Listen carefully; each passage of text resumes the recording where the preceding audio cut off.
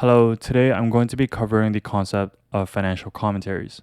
I've been working with a lot of Excel tests, and I've realized that they often test your ability to generate commentaries for financial statements. As a financial analyst, you'll be responsible for analyzing the variance results of the income statement and then generating a commentary to explain why that variance occurred. In this video, I'll be covering how to tackle these types of questions. First, you'll be providing commentary at the summarized level.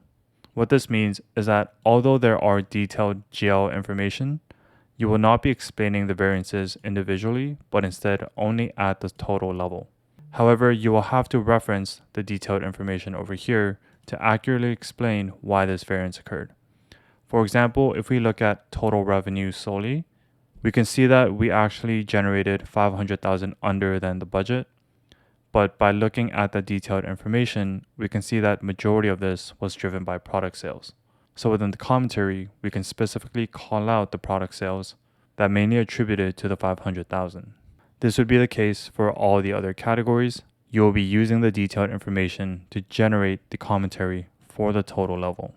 Now, most of these tests don't provide that much information, so it's important that you're able to make some stuff up. A key skill here is the ability to understand what these GLs represent. You might have to make assumptions here as well, but the name of the GLs generally reflect the nature of that operation. For example, we have product sales here. I can tell that we actually sell specific goods to generate this revenue. We also have service revenue, which might be consulting related. And then if we take a look at like sales and marketing, we can tell that advertising is your marketing spend. Commissions are probably commissions we pay to salespeople once they sell a specific product. So you have to be able to look at the name of these GLs and then come up with an assumption of what these are, and then incorporate that into your financial commentary to explain the variance. As you work more in finance, the concept of assumptions become very prevalent. And by generating the financial commentaries, you're able to show your employer that you have the ability to understand the financial results and be able to communicate them effectively. So let's take some time here to actually generate some commentaries. First, we have total revenue, which is 500,000 under. And if we take a look at the detailed information, we can see that product sales is the main driver. We have some other variances here as well, but they really don't contribute that much to the 500,000 here. So we're just going to be focusing on the product sales. So within the commentary, we can write total revenue is under 500K, mainly driven by lower product sales. Now, we don't actually know why there were lower product sales, and it's actually recommended for you to try to make something up to qualitatively explain why you might have generated lower sales. For example, we could say that our salespeople, as we saw that there was a sales commission, were not as efficient. Or we can also say that there were also economic headwinds, which means that overall the industry was not that strong. So we can say that this is driven partially by lower efficiencies from the sales department, in addition to economic headwinds. Let's keep it like that for now. And for cost of goods sold, a 0.7% is pretty small, so you might even be able to just skip this part.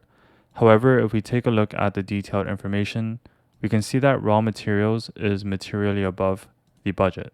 Although the total cost of goods sold variance is immaterial, because there's one material item that I want management to know, you would want to write a commentary here calling out the raw materials.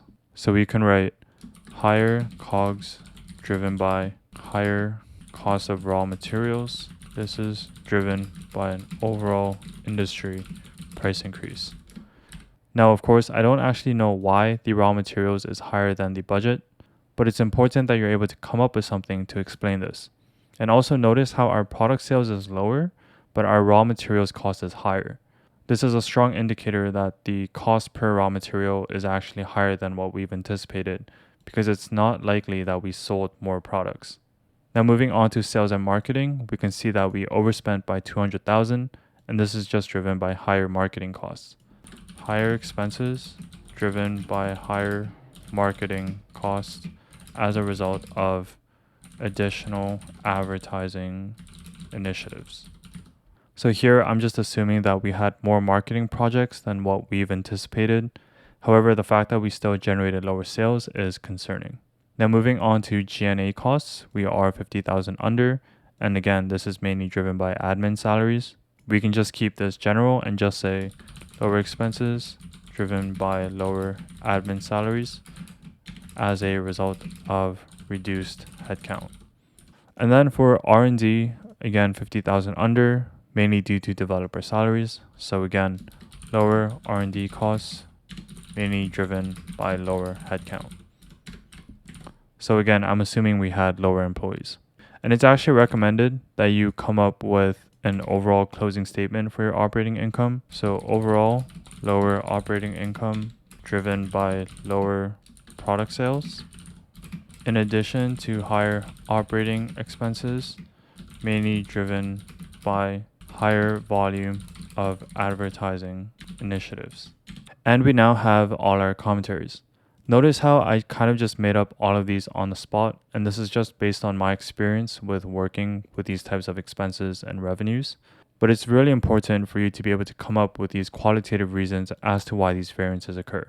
I also highly recommend for you to use AI to maybe generate some sample answers as to why certain variances could occur.